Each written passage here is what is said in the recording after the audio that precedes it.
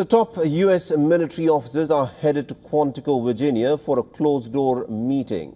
The Defense Secretary Pete Hegseth has ordered for all top military leaders to attend. The agenda, interestingly, is not known, sparking a bit of buzz and speculation. Now, if U.S. media reports are to be believed, then Pete Hegseth has ordered this rare meeting to hear him make a short speech on military standards and warrior ethos. The Washington Post has cited multiple people familiar with the event who've described the meeting as an attempt to showcase the administration's reinvention of the Pentagon as the Department of War.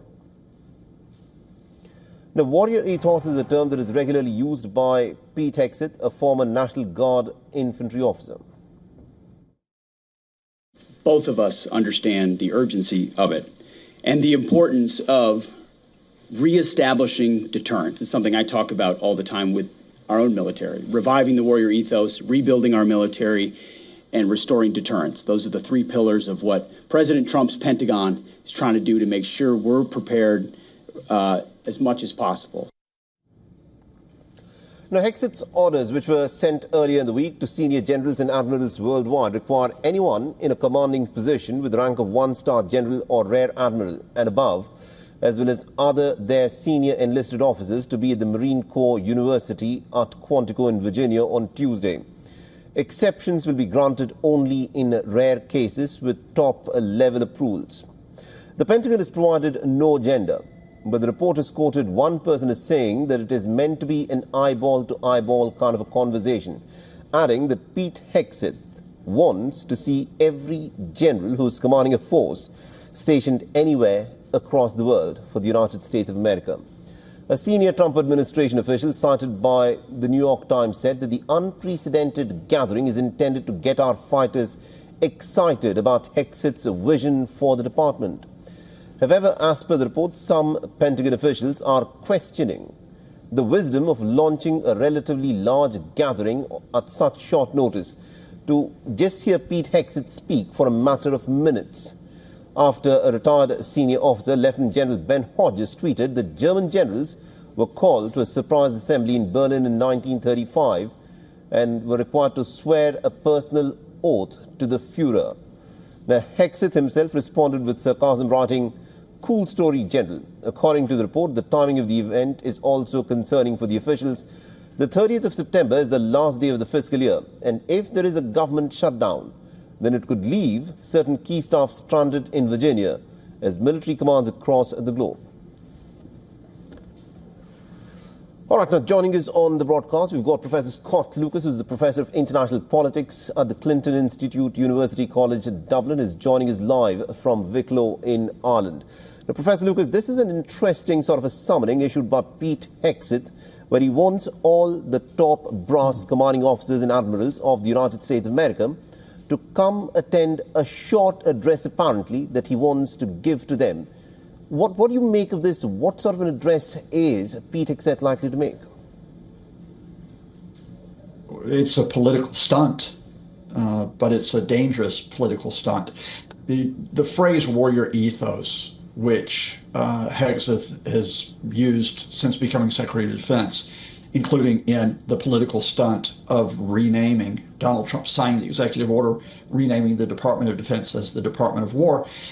That's both a posturing by the Trump administration, look how tough we are, look how macho we are. It's also a personal stunt because Pete Hegseth, he was an embedded journalist with U.S. Marines. He was in the U.S. National Guard, but he never saw combat duty. He never had an operational role, let alone a command role in the U.S. military. So he's trying to look like the really, really tough guy in front of more than 800 generals and admirals. But the reason why it's a dangerous political stunt is because the Trump administration has already been purging the military. They have fired a series of commanders of all American branches, Army, Navy, Air Force, Coast Guard, under this guise, this ridiculous guise that somehow the military is woke or promotes diversity, equity, and inclusion. And what they're doing is effectively trying to say to the generals and the admirals, look, you have a personal loyalty to us. Mm-hmm. That's first and foremost. Well, that's not what the U.S. military is there for. Its loyalty is to the nation. It's not to Donald Trump or to Pete Hegseth or to any other wannabe Trump administration official in an administration which, to be frank with you, including as it puts the military on U.S. streets, is verging on the authoritarian. Interesting. Now, I also want you to weigh in on what the senior retired officer, Lieutenant General Ben Hodges, has in fact tweeted. I want to quote to you again, where he said that in July 1935, the German generals were called for a surprise assembly in Berlin to effectively swear a personal oath to the Führer, referring back then to Adolf Hitler. Are we going to witness something on those lines here? Because every single commanding officer of the U.S. military and Navy is being called in for a meeting whose agenda has not been made public. Well, Donald Trump isn't the Führer. Pete Hegseth isn't Hermann Goering, at least not yet. So I'd rather talk to you about this in terms of American terms, what we know. And that is that Project 2025, which was the Trumpist blueprint if Donald Trump got reelected, that document of more than 900 pages, when it talked about the military, it didn't talk first and foremost about national security. It didn't talk about the military overseas. It talked about the military as being a place where supposedly it had been corrupted by woke politics, whatever that means, and by these horrible values of diversity, equity, and inclusion. And it said, we're going to purge the military of that.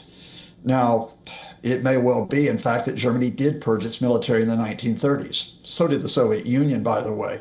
But in strictly American terms, what we are talking about here is that Donald Trump and Pete Hegseth see this a case of, you have to have that loyalty to us. And this actually, there's an interesting coincidence here. This occurs in the same week that Donald Trump has ordered his Justice Department to indict effectively the political persecution of the former FBI Director James Comey. What was James Comey's supposed crime? In 2017, amidst Trump's links with Russia, James Comey would not pledge personal loyalty. So as these 800 commanders are being called away from their duties, and as this poses a security risk, as you group them all in one place, absolutely, are they effectively being said, you pledge loyalty to us or we fire you? I think it remains to be seen as to what actually transpires in this meeting, whose agenda is not public. All that's been said is that Pete Hegseth wants to have a short, quick word with all his commanding officers and generals and admirals. We need to see as to what actually transpires there. Thank you very much indeed, Professor Lucas, for joining us with that perspective. Thank you. For all the latest news, download the WION app and subscribe to our YouTube channel.